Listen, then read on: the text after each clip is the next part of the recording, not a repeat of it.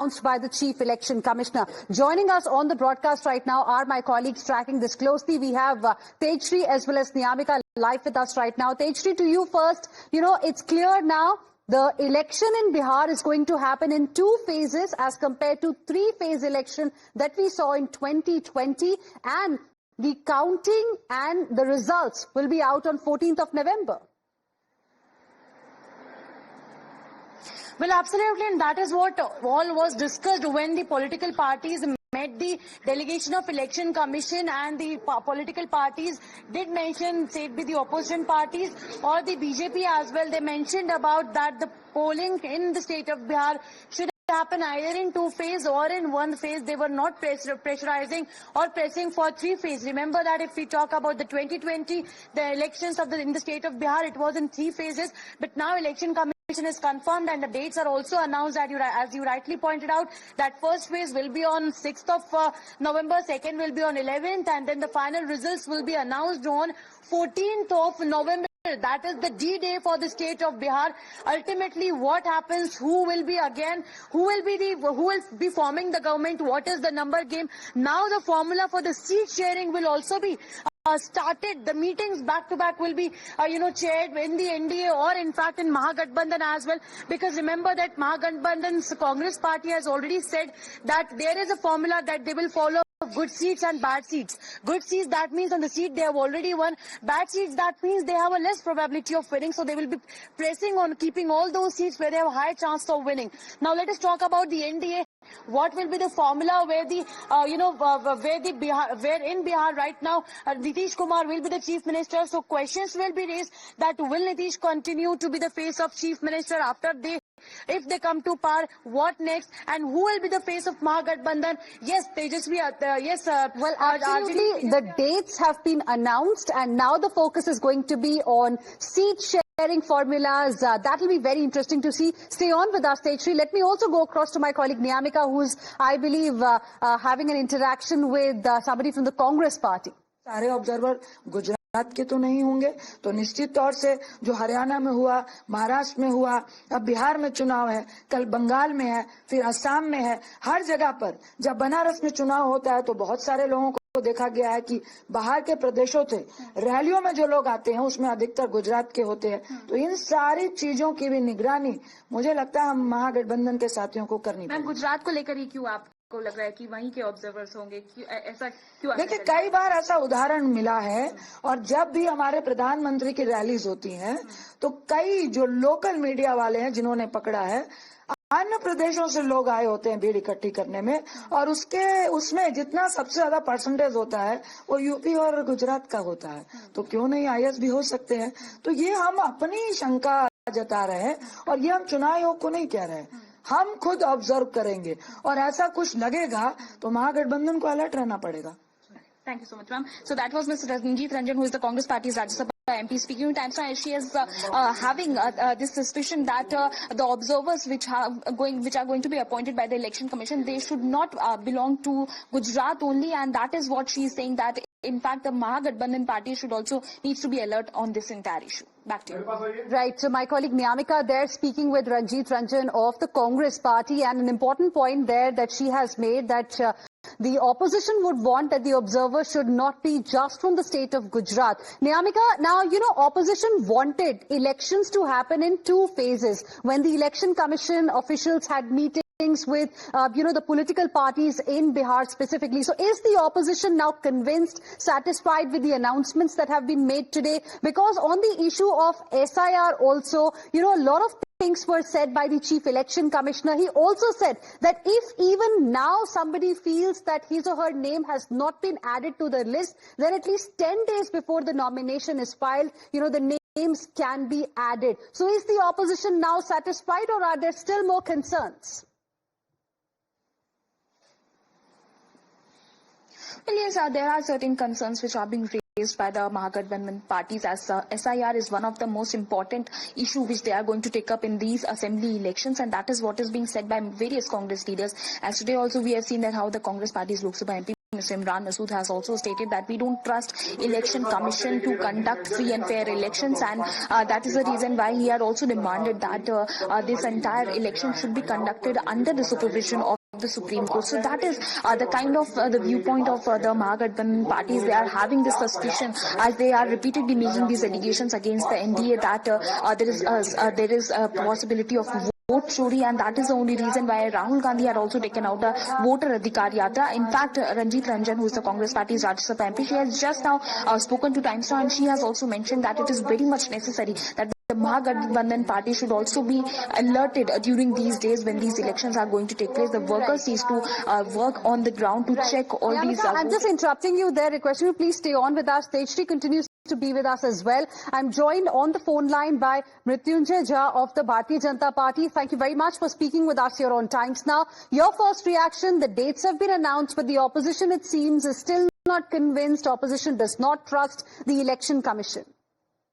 देखिए, बिहार में जिस प्रकार से एक एक चीज को बारीकी से इलेक्शन कमीशन ने तैयार किया है, नीचे ग्राउंड लेवल पर एक एक चीज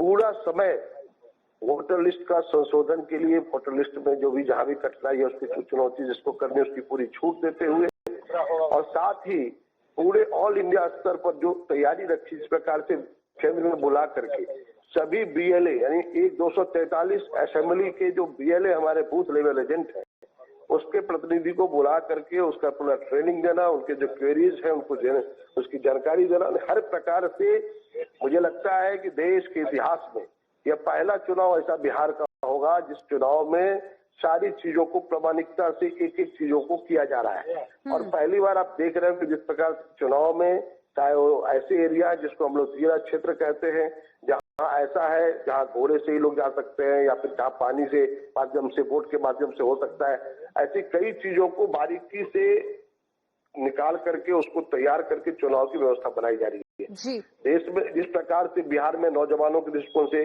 बुजुर्गों के दृष्टिकोण से योजना बनाई, जिस प्रकार से उसके कम्युनिकेशन कैसे खड़े हों, उनके बूथ पोलिंग स्टेशन किस प्रकार से दिए जाए जिससे उनको सुविधा हो वोटिंग में, तो इससे ज्यादा प्रामाणिकता मुझे लगता है कि आज तक के इतिहास में बिहार में नहीं हुआ था। ये पहली बार इस प्रकार के तैयारी चुनाव आयोग ने की है, जो काबिल तारीफ है।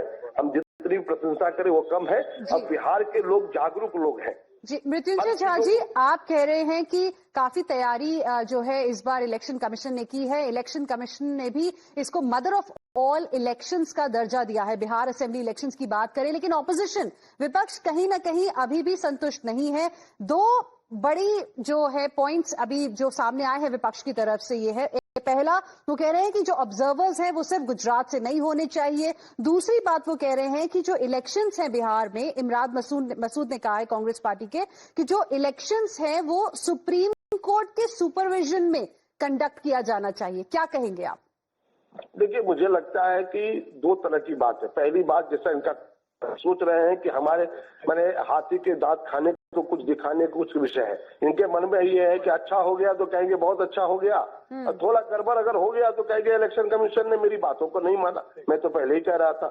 इस प्रकार की बातें करना, इलेक्शन कमीशन ने उन सारे विषयों को टच किया है, पूरी छूट दी है, वो आज तक जवाब नहीं दे पाया विपक्ष।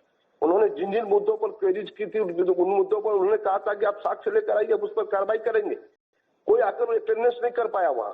तो ये चीजें कह करके ये करना। दूसरा विषय है, पूरे 243 असेंबली में कहा कि देश के विभिन्न राज्यों से स्पष्ट रूप से इलेक्शन कमीशन ने कहा है कि देश के विभिन्न राज्यों से हमारे आईएएस आएंगे जो ऑब्जर्वर की भूमिका में रहेंगे। गुजरात की बात नहीं की है उन्होंने, पूरे देश की बात की है। और ये स्पेशल गुजरात क्या कह रहे, आप कहीं ना कहीं इस देश में दूसरे प्रकार की बातों को लेकर जाना चाहते हैं। तो आईएएस होता है, और पूरे देश की जब बात होती है तो उसमें गुजरात भी होगा, अन्य राज्य भी होगा। इसलिए इस प्रकार की बातें कहकर केवल भरमाने के अलावा कुछ नहीं है। आज क्या है, समझ लीजिए बिहार में एक माहौल है। बिहार में जिस प्रकार से हम माननीय नरेंद्र मोदी जी के नेतृत्व में, माननीय नीतीश कुमार जी के नेतृत्व में जो काम हुआ है और लगातार जो हम लोग सीधे नीचे तक कनेक्ट हुए हैं, उसको लेकर घबराहट है, बेचैनी है विपक्ष में। इस प्रकार के भ्रामक प्रचार कर रही है। All right, Mrityunjay Jha ji, thank you very much for speaking with us here on Times Now and sharing with us your perspective. I'm also joined on the phone line by Mrityunjay Tiwari of the RJD. Thank you very much for speaking with us here on Times Now. The dates have been announced by the Election Commission. This is what the opposition wanted, that the election should happen in 2 phases. And we are seeing the same now going to happen. Now elections in Bihar will happen in 2 phases. Your first reaction? देखिए, चुनाव के तारीखों का ऐलान हो गया, date सामने आ गया। हम लोग मजबूती से चुनाव महागठबंधन लड़ेंगे और सरकार महागठबंधन की तेजस्वी यादव जी के नेतृत्व में बनाएंगे। इसमें कोई कंफ्यूजन नहीं है। हमारी पूरी तैयारी है। गठबंधन में सीट बंटवारा फाइनल हो चुका है, जल्द इसका ऐलान हो जाएगा। 2 फेज में चुनाव हमारी पार्टी मांग कर रही थी, 2 फेज में चुनाव हो रहे हैं। चुनाव आयोग निष्पक्षता से चुनाव कराए, ये चुनाव आयोग की जिम्मेवारी है। हमारा पूरा सहयोग हमारे गठबंधन का पार्टी का रहेगा। जी, मुद्दे क्या रहेंगे? वोट चोरी या फिर बिहार का फ्यूचर? हमारा मुद्दा है तेजस्वी यादव जी का पढ़ाई, कमाई, दवाई, सिंचाई, सुनवाई, कार्रवाई वाली सरकार देंगे। हम काम करके दिखाए हैं। 20 वर्षों का हिसाब जनता इस डबल इंजन की निकम्मी नकारा खटारा नीतीश सरकार से मांग रही है। कि पलायन में, बेरोजगारी में, गरीबी में बिहार नंबर 1 क्यों है जी? क्यों बिहार की ये हालत है, दुर्दशा है? तेजस्वी जी ने तो 17 महीने में काम करके दिखा दिया। जनता का भरोसा विश्वास जीता है। जनता काम पर और तुलना करेगी कि 20 वर्षों में जिन्होंने बिहार को रसातल में पहुंचा दिया, उस पर भरोसा अब जनता नहीं करेगी। All right, Mrityunjay Tiwari ji, thank you very much for speaking with us here on Times Now and sharing with us your perspective. So you heard the views from both Bharatiya Janata Party as well as the RJD, 2 important political parties there in Bihar. Let me now go across to my colleague Saket as well, who is joining us live right now for more on this. Saket, जैसे कि अभी मृत्युंजय झा भी बता रहे थे कि seat sharing जो formula है वो भी एक तरह से फाइनल हो चुका है। आज डेट्स अनाउंस कर दी गई हैं इलेक्शन कमीशन के द्वारा। अब फोकस आएगा कि सीट शेयरिंग किस तरह से होने वाली है। आपके पास क्या जानकारी है इसको लेकर?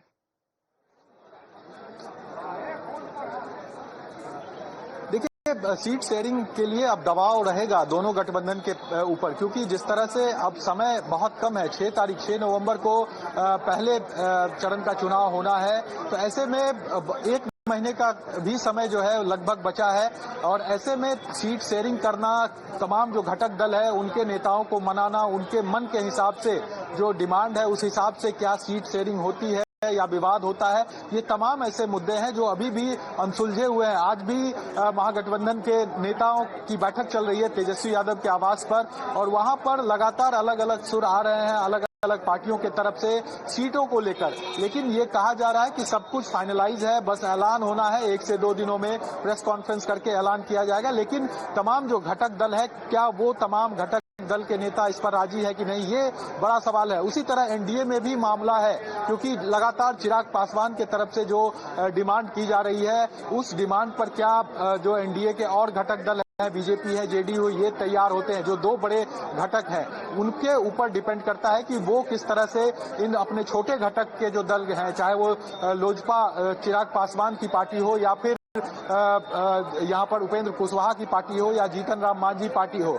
ये तमाम पार्टियों की जो मांग है वो काफी ज्यादा है। 25 सीटें, कल भी जीतन राम मांझी ने एक कार्यक्रम में कहा था कि उनको 25 सीटें चाहिए, तो क्या उनको 10 सीटों से नीचे मनाया जा सकता है? क्या वो मानेंगे?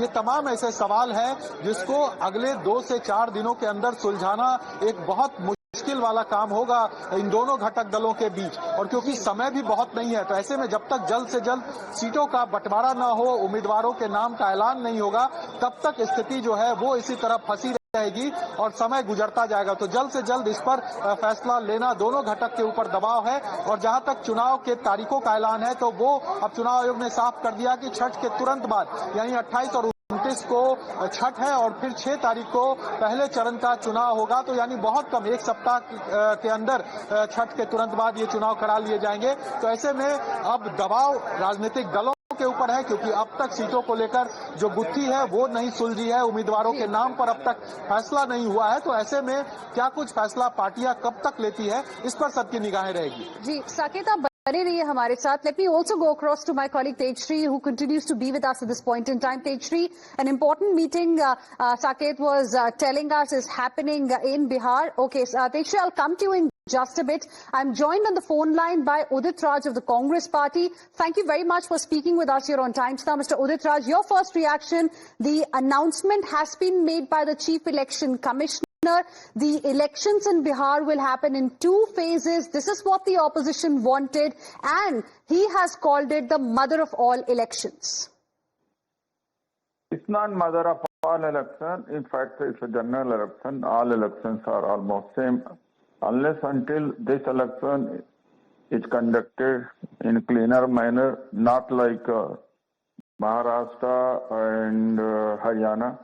We had already expressed our apprehension. There are a lot of discrepancies and manipulations in voter list, and even after final revision of voter list, and yet we find that a lot of voters have been deleted and added, and still Election Commission has not been in position to explain why 3.66 voters have been deleted from the list of first draft of SIR.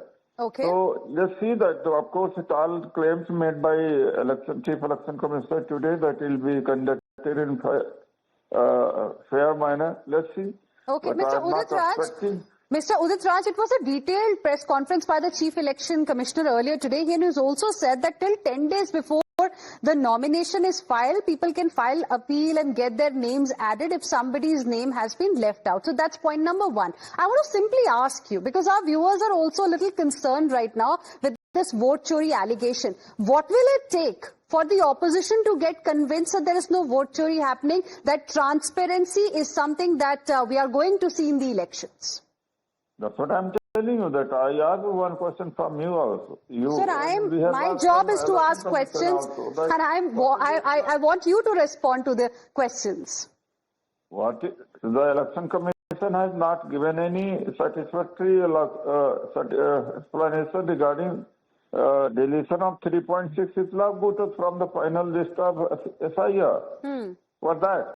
And still, of course, at Jammu and other places, at one place there are 237 votes, even in the final list. Right. And of course, Election Commission said that the BLO will clean it, and still they will physically verify it. Let's see how much it is implemented. All right. Let's see. Mr. Udit Raj, appreciate you speaking with us here on Times Now and sharing with us your perspective. We also have a reaction coming in from Giriraj Singh of the Bharatiya Janata Party. Listen in.